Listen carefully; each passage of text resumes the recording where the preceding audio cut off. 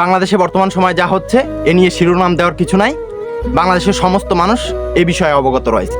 সাধারণ শিক্ষার্থীরা নর্মাল একটা দাবির জন্য রাস্তায় আন্দোলন করতেছে। 6 মাসের যে বাচ্চাটা যে কথা বলা শুরু করছে মুখ থেকে, সেও বুঝবে এই দাবির মানে কি। যার মাথায় ঘিলু আছে, অল্প একটু থাক আর বেশি থাক, সেও বুঝবে যে এই দাবির মানে কি। আর এর বিরুদ্ধে একটা নির্দিষ্ট রাজনৈতিক দল আন্দোলন করতেছে। তাদের বিরুদ্ধে কোনো আন্দোলন না, এটা হলো বৈষম্য বিরোধী আন্দোলন। বাংলাদেশে বৈষম্য থাকবে না।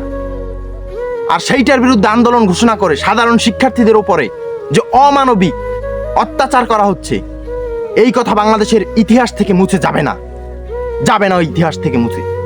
ধর্ষণ, গুম, খুন, মার্ডার, মাদক, ধর্ষণকারী, চোরাচালানি, এ টু জেড যত কিছু আছে সবকিছু করে এখনো বাংলাদেশে কিভাবে টিকে থাকে? মানবাধিকার আজ কোথায়? আজ কোথায় মানবাধিকার? এত যে মানবতার কথা বলেন, আপনি কোথায়? আমি কোথায়? সাধারণ শিক্ষার্থীদেরকে যে অমানবিক যে অত্যাচারগুলো করা হচ্ছে, এতে কি মানবতা একটুও বাজে না? 1971 সালে যারা রাজাকার ছিল, আল বদর, আল শামস, এদের চাইতেও তো ভয়ঙ্কর রূপ ধারণ করছে। এদের চাইতেও ভয়ঙ্কর রূপ ধারণ করছে। কিভাবে সম্ভব? কিভাবে সম্ভব? আপনার যদি জন্মে সমস্যা না থাকে, আপনার যদি জন্মে সমস্যা না থাকে, তাহলে এই যে দাবিটার বিরুদ্ধে আপনি কিভাবে যান? এই আন্দোলনের বিরুদ্ধে আপনি কিভাবে যান? আমি বলবো আপনার জন্মে সমস্যা আছে। কিভাবে সম্ভব? কিভাবে সম্ভব সাধারণ শিক্ষার্থীদেরকে এভাবে মারা?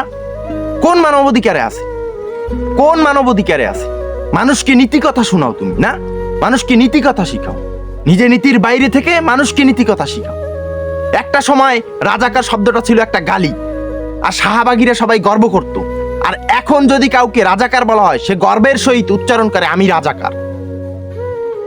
আর যারা শাহবাগী ছিল তারা এখন উচ্চারণ করতে চায় না। শাহবাগীরা আজ তোমরা কোথায়? রাজাকাররা এখনো বাংলাদেশে টিকে আছে। শাহবাগীরা আজ তোমরা কোথায়? ছোট্ট একটা দাবি বাংলাদেশের শিক্ষার্থীরা করছে। আপনি পারলে এটাকে রাখবেন, না পারলে একটু কমাই দেবেন। তারা পারছেন, কমাই দিবেন। আপনি, আপনার দায়িত্ব এটুকু। আপনি সাধারণ শিক্ষার্থীদের বিরুদ্ধে আপনি ব্লেম দিচ্ছেন, ট্যাগ দিচ্ছেন। কেন দিচ্ছেন? এত কিছুর পরেও যে সমস্ত ছাত্র ভাই, বাংলাদেশের যে সমস্ত জনগণের মন কাঁদতেছে না, তাদের পক্ষে ছাপাই গাইতেছেন না, কিংবা তাদের বিপক্ষে বলতেছেন, আমি বলবো আপনাদের জন্মে সমস্যা আছে। আপনার যদি ঘিলু থাকে মাথায়, আপনার যদি ব্রেইন থাকে, আপনার যদি মনে হৃদয় থাকে, এই নির্বিকার অত্যাচারের বিরুদ্ধে আপনি স্লোগান তুলবেন, প্রতিবাদ করবেন, স্লোগান করবেন। না করতে পারলে কথা বলবেন, না কথা বলতে পারলে সমর্থন দিবেন, না দিতে পারলে বিপক্ষে যাইয়েন না। কারণ তারা আপনার ছেলেমেয়ের, আপনার ভবিষ্যৎ প্রজন্মের জন্য তারা লড়াই করতেছে, তারা আন্দোলন করতেছে। এই আন্দোলন শুধু তাদের জন্য না, এই আন্দোলন সারা বাংলাদেশের যুবক সমাজের জন্য। এই আন্দোলন শুধু একটা রাজনৈতিক দলের জন্য না, এই আন্দোলন বৈষম্য বিরোধী আন্দোলন। বাংলাদেশের সকল জনগণের জন্য এই আন্দোলন। এই আন্দোলনের পক্ষে আপনাকে থাকতেই হবে। আর যে সমস্ত গুন্ডা বাহিনী, যে সমস্ত চোর, বাটপার, মাদক ব্যবসায়ী, মাদক সেবী, ধর্ষণকারী, গাঁজাখোর, লুণ্ঠনকারী, এরা এর বিপক্ষে যাবে। জন্মের সমস্যা আছে, যারও সন্তান, এরা এর বিপক্ষে যাবে। কিন্তু যারা ন্যায় নীতিবান, নিষ্ঠাবান, সৎ বাপের খাইয়া, সৎ বাপের পইরা, তারা এর পক্ষেই থাকবে। কারণ আপনার জন্য আন্দোলন করতেছি, আপনার জন্য। আমরা সব কিছু ভুলে যাই, কিন্তু আমরা 1952 সাল ভুলিনি, আমরা 1971 সাল ভুলিনি, আমরা 2024 সালও ভুলবো না, আমরা 25শে মার্চ ভুলিনি, আমরা 15ই জুলাইও ভুলবো না। যারা আসল মুক্তিযোদ্ধা তারা এই দুর্দিনে কখনো চুপ থাকে না, থাকতে পারে না। বাংলাদেশের মানুষ কি মানুষ না? ছাত্ররা কি ছাত্র না? ছাত্রীরা কি ছাত্রী না? আজকে দেশে দেশে প্রত্যেকটা ক্যাম্পাসে, প্রত্যেকটা বিশ্ববিদ্যালয়ে ছাত্র ছাত্রীদেরকে মারা হচ্ছে। ইতিহাসের পাতায় এটা লেখা থাকবে। আর যে সমস্ত ছাত্ররা নিজেদের ছাত্র পরিচয় দিয়ে অন্য ছাত্র ভাইদের গায়ে হাত তুলছে, তাদের জন্ম পরিচয় নিয়ে সংশয় আছে। যারা সাধারণ ছাত্রদের গায়ে হাত তুলছে, বৈষম্য বিরোধী, আর এইটার বিরুদ্ধে গিয়ে গুলি করে সাধারণ ছাত্রদেরকে মারা হচ্ছে। মাদক সেবীদের দিয়ে সাধারণ শিক্ষার্থীদেরকে মারা হচ্ছে। শিক্ষকরা কি করে? সাংবাদিকরা কি করে? সাংবাদিকরা হাত পা বাঁধা সাংবাদিকদের না, নাকি তারা কয়টা টাকার লোভী, নাকি মাস গেলে একটা বেতন পায়, সেই বেতনের লোভে তারা চুপ করে বসে আছে? কিভাবে সম্ভব?